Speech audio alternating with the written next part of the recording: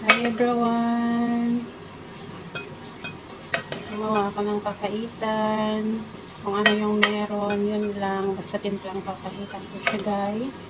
And then, ano siya, wag kayong mag-alala ng mga kapwa. Yan ang luya. High blood.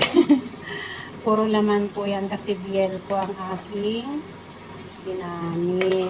So, ayan guys, pang 1 week lang siya, guys. Pinagbigyan ko lang ng damdamin ko, yung sarili ko, yung chan ko kasi hindi na ako pupunta ng Filipino restaurants, guys. Pinuno ko siya ng luya. Kain na po. So, ayan guys. Kain po tayo. Nauubos ko to.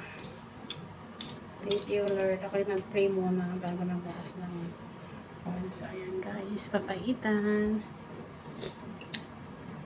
Walang tuwalya-tuwalya ko. Thank you, Jesus. Yung mga ano dito. Kasi, libre lang to dito sa bahay. Kinaano ko lang. Tinimplang papaitan ko lang siya, guys. Naubos na rin yung onion leaves namin. So, ayan.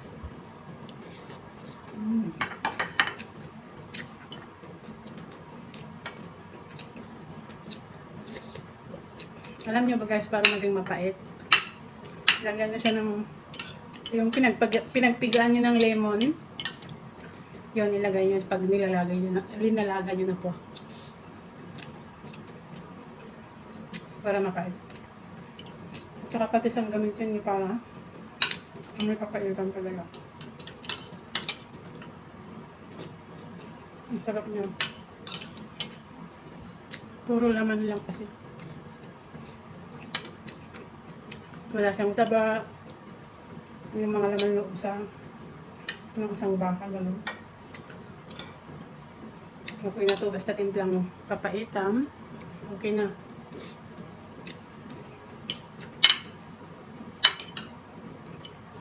Basta libre.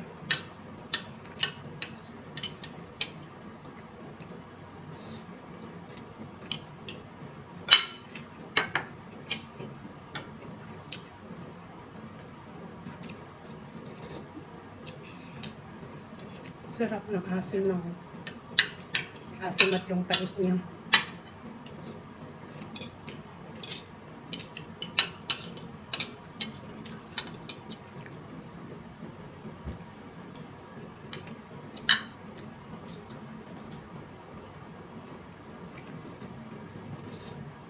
Hindi ako makakapagluto ng mga ganito sa Egypt. Kaya sinasamantala ko palagi dito.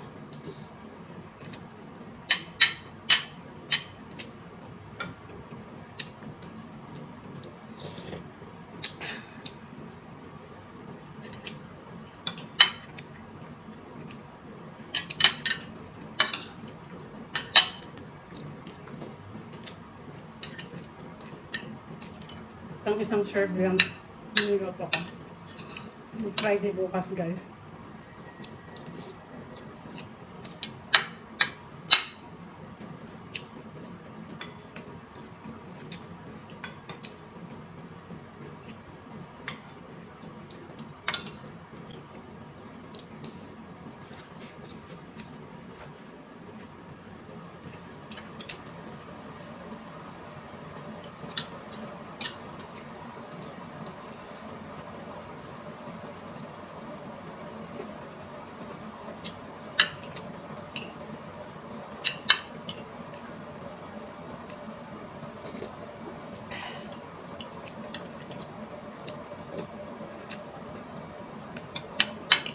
Favorite ko na luto ng baka, guys.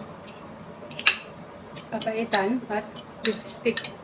Pero minsan lang yun, basta papaitan mo.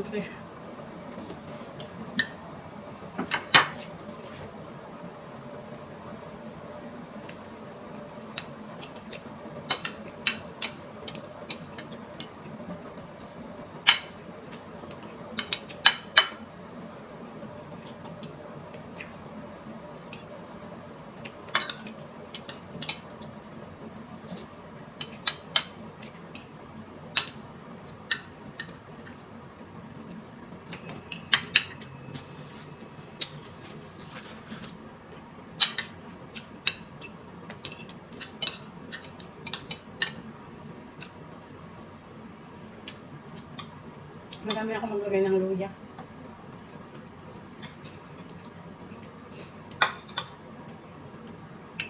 Tsaka nakikita ko yung ginagawa ng mga Chinese. Hindi nila, at saka mga Thailand, hindi nila yung binabalatan ng luya. Basta hugasan mo lang ng mabuti. Ganun din sa turmeric. Sa dilaw na luya, guys.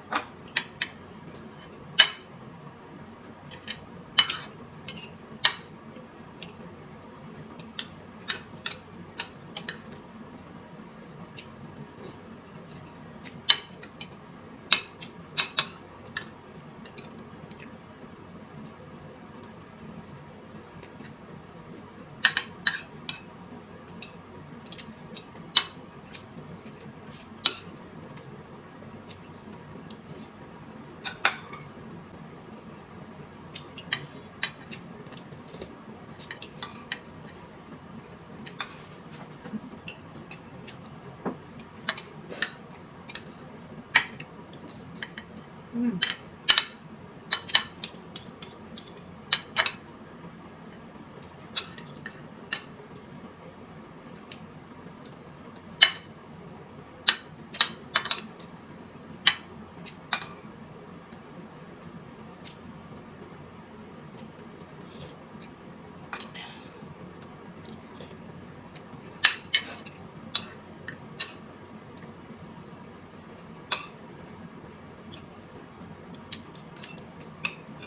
Mm.